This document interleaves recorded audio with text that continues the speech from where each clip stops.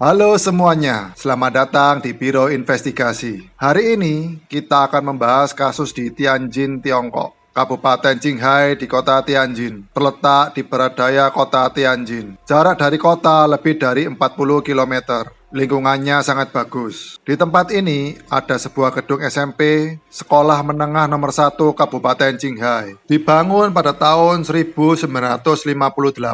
Adalah sekolah bergengsi sejak tahun 1980-an. Ditunjuk sebagai sekolah menengah utama. Siswa yang bisa masuk sekolah ini, semua nilainya sangat bagus. Masa depan juga cerah. Dan cerita yang akan kita ceritakan hari ini terjadi di sekolah bergengsi ini. Di dalam asrama putri, pagi hari tanggal 23 Desember 1998, siswa nomor 1 dari kelas 39 SMP Qinghai mulai belajar pagi. Tapi dari awal sampai akhir, masih ada 7 tempat yang kosong. Dan ketujuh siswa yang bolos ini semuanya dari asrama yang sama. Seperti biasanya, setelah belajar pagi selesai, adalah saatnya bagi semua siswa untuk makan pagi. Beberapa siswa akan kembali ke asrama untuk sarapan. Xiaoting dari asrama 112 adalah wakil ketua kelas. Melihat beberapa teman sekelas tidak datang untuk belajar pagi, memutuskan untuk pergi ke asrama 113 untuk melihat apa yang terjadi pada mereka. Baru saja berjalan ke pintu asrama 113, Xiaoting mencium bau yang menyengat.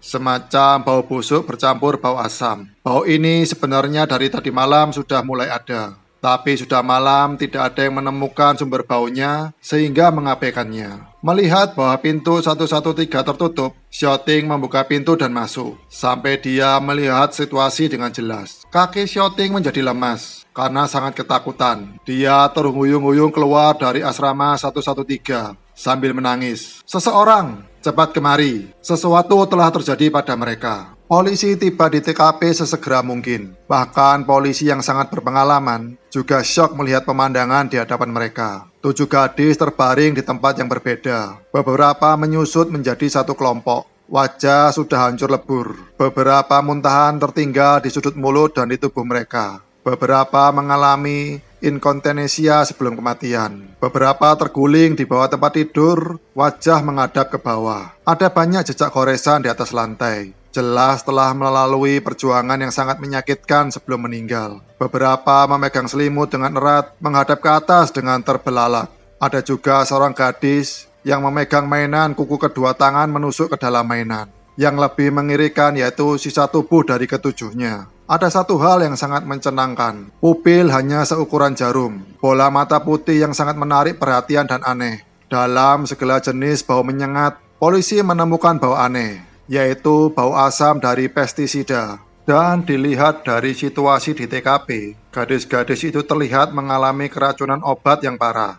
Dosis penggunaannya pasti sangat besar. Keracunan hingga tewas mungkin hanya beberapa saat sampai 20 menit. Polisi sambil mendatangkan forensik untuk mengambil sisa-sisa muntahan, sekresi, residu dalam cangkir di atas meja, ambil sampel, uji, dan ekstraksi di jari, sambil menyelidiki dan mengumpulkan bukti di dalam sekolah. Hasil investigasi mengejutkan polisi. Ternyata asrama 113 memiliki total 8 kasur. Ada 8 gadis yang tinggal di sana. Selain 7 orang yang telah meninggal, masih ada 1 yang hidup. Tidak lama polisi menemukan satu-satunya yang selamat dari 8 orang di asrama yang sama, Su Xiaoshui, dan melakukan tinjauan karantina. Selama penyelidikan awal, Su Xiaoshui begitu santai sikapnya terlihat tenang. Bilang kalau dia tidak tahu menahu atas kasus ini. Namun seiring berjalannya investigasi, polisi menemukan Su Xiaoshui sedang berbohong. Tanggal 24 Desember, hasil pemeriksaan tubuh keluar. Ketujuh gadis itu meninggal pada tanggal 22 Desember 1998, sekitar pukul 11 malam. Di perut 7 gadis, sekresi muntah dan di dalam gelas, terdapat pestisida yang sangat beracun, purit. Dengan kata lain, 7 gadis meninggal karena keracunan organofosfat, purit, yang juga disebut pestisida 3911. Ini adalah cairan berminyak dengan sedikit bau. Juga merupakan pestisida organofosfat, sebuah pestisida yang sangat beracun. Bisa melewati kulit dan selaput lendir, saluran pernapasan dan pencernaan. Cukup 2 mg akan menyebabkan neurotoksitas akut Gejala ada sakit kepala, pusing, sakit perut, gejala seperti miosis, kematian mendadak yang tertunda, bisa terjadi pada kasus yang parah. Pestisida yang begitu beracun, bagaimana bisa diminum oleh 7 gadis sekaligus? Pertama-tama, polisi menyelidiki kantin sekolah. Kecurigaan pada koki segera dikesampingkan, karena selain asrama 113, siswa lain tidak memiliki gejala terkait. Kemudian polisi pergi ke asrama putri untuk melakukan investigasi kembali. Asrama 113 tepat di seberang asrama 112. Dua gadis bernama Xiu dan Qiu melaporkan pada polisi. Setelah mematikan lampu di tanggal 22 malam, mereka mencium bau menyengat dan tidak sedap, membuat orang sulit untuk tidur. Keduanya mengira bau itu berasal dari toilet, sehingga mereka bangun dan buka jendela. Sampai sekitar pukul 11.50 malam, baunya semakin menyengat. Gadis itu keluar untuk mencari penjaga asrama. Suami istri bernama Gacau dan Wang. 4 orang mencari di lorong bersama-sama, memastikan bau itu berasal dari 113, 112, 111, dan 110 beberapa asrama ini. Penjaga asrama menghubungi kantor pengajaran di gedung guru, ingin memberitahu pemimpin sekolah, tapi tidak ada yang menjawab. Kedua gadis itu pergi ke gedung guru bersama Wang, mencari seorang satpam, juga tidak ketemu. Mereka pun pergi ke ruang satpam dan mengetuk pintu, juga tidak menemukan orang yang bertugas. Ketiganya hanya bisa kembali ke asrama putri dan menghubungi kantor pengajaran lagi, tapi masih tidak dijawab. Ini sudah lebih dari jam 1 dini hari. Wang menyuruh kedua gadis itu untuk kembali dan tidur. Menurut kesaksian para siswa lainnya, korban yang selamat, Xu Xiaowei, berada di asrama 113 di malam itu. Dengan kata lain, dia menyaksikan teman sekamarnya mati kesakitan satu persatu.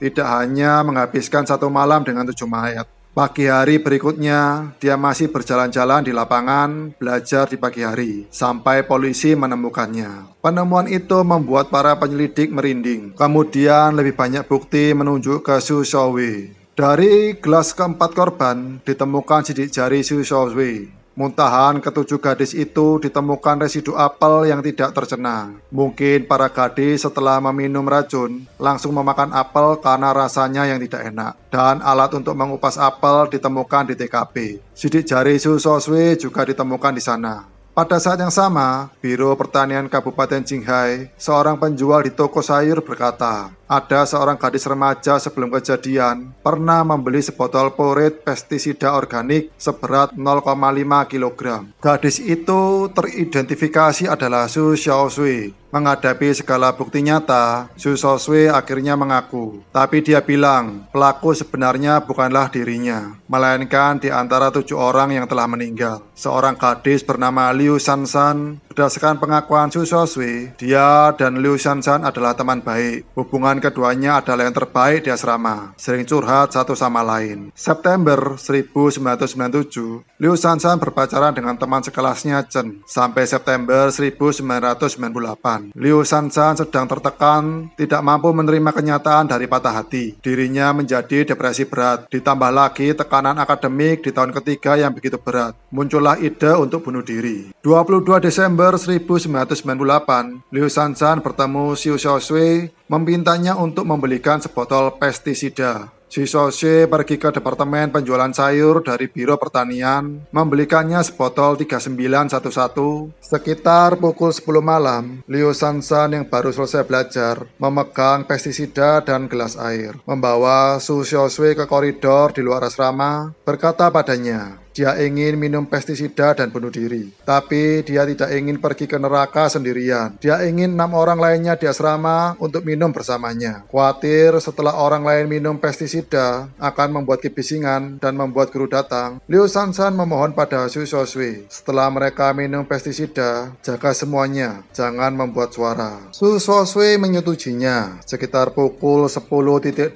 malam, keduanya kembali ke asrama. Liu Shanshan pun menyuruh Xu siswa-siswi untuk memberikan purit dalam jumlah besar pada semuanya. Kebohongannya adalah ini adalah obat Cina untuk pencegahan TBC yang dibawa dari rumah. Karena ada wabah TBC di sekolah, di tahun ketiga sekolah menengah, beberapa siswa terinfeksi penyakit itu. Sekolah juga memberikan obat Cina pada para siswa untuk direbus dan diminum. Jadi semua gadis yang lugu tidak curiga, meski bau ramuannya tidak tertahankan, tapi masih tetap diminum. Kemudian, Liu Shanshan juga menuangkan purit efek racun segera bekerja. Beberapa orang mulai memberontak. Siswa-siswi menuangkan air untuk semua orang, memotong apel untuk dimakan, menghibur semuanya. Ini adalah gejala normal dari obat Cina, dan menyuruh semuanya untuk jangan berteriak, jangan mengganggu orang lain istirahat. Tidak lama kemudian, 7 gadis meninggal satu demi satu, dan siswa-siswi tidak meninggalkan TKP yang mengerikan,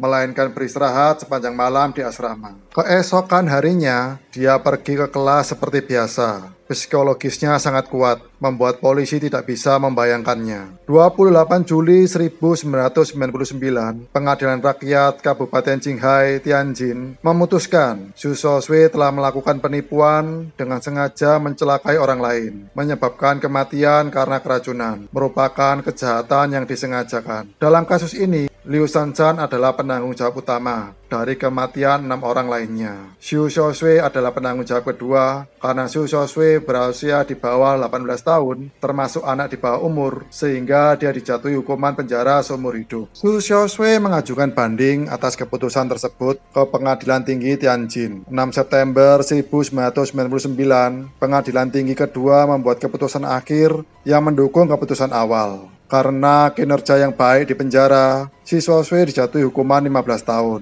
Telah dibebaskan dari penjara pada tahun 2014. Menurut rumor dari internet, siswa-siswi telah dibebaskan dari penjara, menikah, dan punya anak. Kembali ke kehidupan normal. Keputusan kasus ini selalu menjadi topik hangat yang dibahas oleh netizen. Seorang gadis di bawah umur menjaga 7 mayat sepanjang malam dan bersikap sangat tenang keesokan harinya. Apakah situasi ini normal? Korbannya bukan anak-anak atau seseorang dengan gangguan mental. Mereka sudah dewasa dan akan menginjak dewasa. Siswa sekolah menengah yang terpelajar dan aktif. Seharusnya bukanlah orang bodoh yang kekurangan pengetahuan. Aroma obat itu sangat kuat. Bagaimana para gadis bisa percaya bahwa itu adalah obat Cina? Dan bahkan jika mereka percaya air yang begitu aneh hanya mengandalkan hubungan teman sekamar, bagaimana bisa diminum dengan santai? Semua ini keluar dari mulut siswa-siswi, tidak bisa dibuktikan. Mengapa pengadilan mempercayai apa yang dikatakan siswa-siswi? Mungkinkah siswa-siswi sengaja meracuninya? Perihal beberapa pertanyaan ini, hakim yang menangani kasus ini menjelaskan, saat pengadilan mendengar kasus ini, pengakuan yang diterima oleh guru kelas siswa-siswi,